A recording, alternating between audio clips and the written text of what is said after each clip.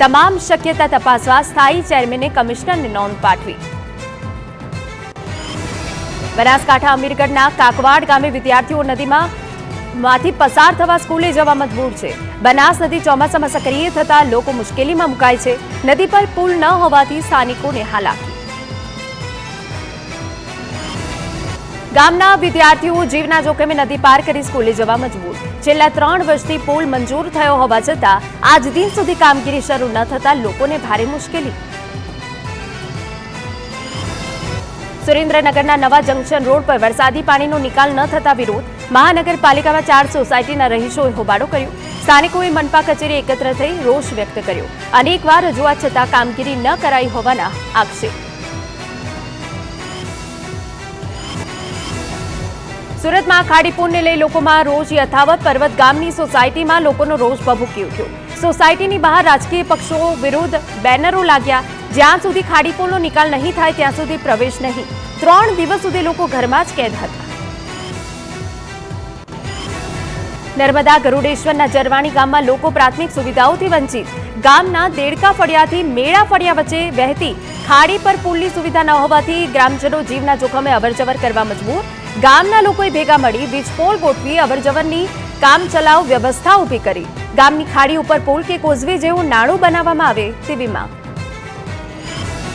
અમદાવાદ ગ્રામ્ય વિસ્તારમાં સરકારી યોજનાના લાભથી ગામડાના લોકો વંચિત. સામાજિક સંસ્થાના સર્વેનો ચોંકાવનારો અહેવાલ. અન્ન સુરક્ષા કાયદા અંતર્ગત યોજનાથી લોકો વંચિત.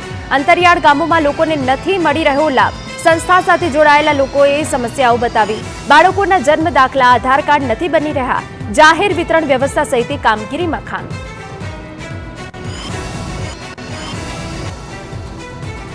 ભરૂચમાં ચકચારી મનરેગા કૌભાંડમાં વધુ 3ની ધરપકડ કરવામાં આવી.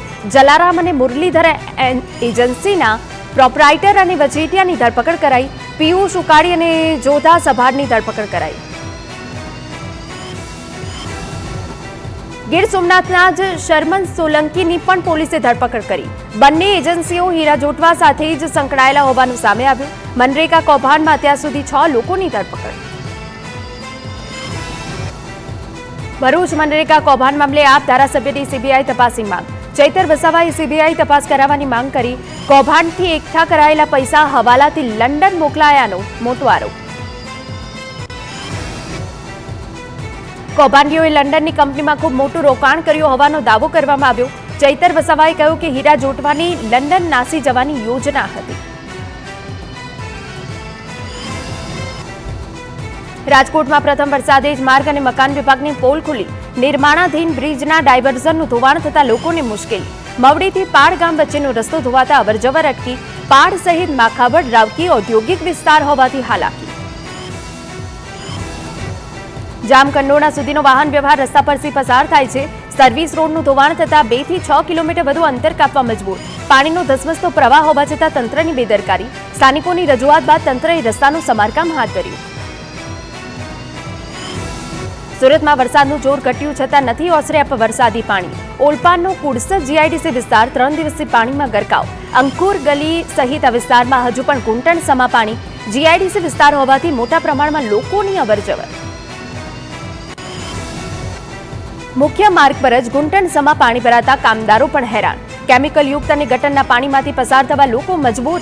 તંત્ર દ્વારા ગટર લાઇનની યોગ્ય સાફસફાઈ ન કરવામાં આવતા સમસ્યા. વરસાદ બંધ થવા છતાં પાણી ન ઓસરતા લોકોને હાલાકી. સુરેન્દ્રનગરના ધાંગધ્રામાં મેરડી માતાજીના મંદિરમાં ચોરીની ઘટના. તસ્કરો દાનપેટી અને માતાજીના આભૂષણોની ચોરી કરી ફરાર. તસ્કરોએ મધરાત્રે મંદિરમાં પ્રવેશી ચોરીની ઘટનાને અંજામ આપ્યો. મંદિરમાં 1 વર્ષમાં 4થી વખત ચોરીની ઘટના બનતા ભક્તોમાં રોષ. મંદિરોમાં ચોરીની ઘટના બનતા પોલીસે કામગીરી ઉપર સવાલ. પોલીસે બનાવ અંગે તપાસ હાથ ધરી. સુરતમાં 100 કરોડના સાયબર ફ્રોડ મામલે તપાસ તેજ. ઈડીએ સુરત, અમદાવાદ અને મુંબઈમાં તપાસ કરી. સુરતના મકબૂલ ડોક્ટર સહિત 4 આરોપીને ત્યાં ઈડીના દરોડા. મકબૂલ ડોક્ટર, કાસિફ ડોક્ટર અને માજ નાડા સામે તપાસ. 27 બેંક ખાતા, 2 કરંટ ખાતા અને 500થી વધુ સિમ કાર્ડ મામલે તપાસ. વિદેશ ટ્રાન્સફર કરાયેલા રૂપિયા બાબતે પુરાવા ભેગા કરવાની તજવીજ. સુરતના પાલ વિસ્તારમાં પરિણીતા સાથે દુષ્કર્મની ઘટના. શીતલ ફોટો સ્ટુડિયોના રિસેપ્શનિસ્ટ પર દુષ્કર્મનો આરોપ છે. આરોપીએ યુવતીને ધમકી આપી દુષ્કર્મ આચર્યું. આરોપી પર 50 લાખના દાગીના અને 2.60 લાખ રોકડા પડાવ્યાનો આરોપ.